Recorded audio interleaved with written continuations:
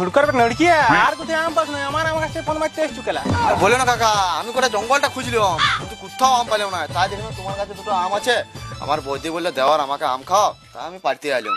এ বাবা রে বৌদির জন্য পিড়ি উঠলে উঠছে কেলা এ ভদ্দু পরে কনফার্ম হলো যে আম তুলতে চলে আসছু কেলা দূর দুপুরে কি কাকা, সকাল থেকে খুঁজছি কোনো গাছে আম না। তো কোন গাছে আম না তো আমার কাছে দুটো আম ধরেছে সেটার ফোন মারতে চলে আসছু বৌদি বললো, বুঝতে পারছো।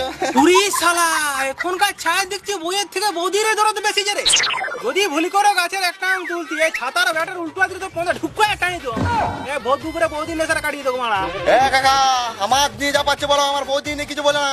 তাহলে রাত্রির বেলা আসি নিয়ে গাছটা কাটিয়ে পালা দিব। কি বললি গাছ কাটলি পালাবি শুন তোর নিচে যে দুটো আম ঝুলছে না এই ছাতার ব্যাটটা লাগা ঘুরা পিটিয়া বিরা যাবে খালি কুড়ালি করে ঘরে শরবত করে খাবি তোর বই দিয়ে তুই শরীর ভালো থাকবে গরমে ও কাকা শুনো, তবে আমার গেলে তো কচি আছে, তোমার গেলে কালা পাড়িয়ে পড়িয়ে যাবো জমা হচ্ছে। তুমি এক কাজ করবে, তুমি আর তোমার বউ মিলে গেলে কালকে কাটবে আর ঠান্ডা জল শরবত করে গোটা গাঁকে খাওয়াবে। কালা গরমে সময় আসবে। ছায়ের গোষ্ঠীর কারণে চলা এবার সমাজ সমাজ চলা ছাতার ব্যাটটা তো বন্ধে ধরে ঢুকা দি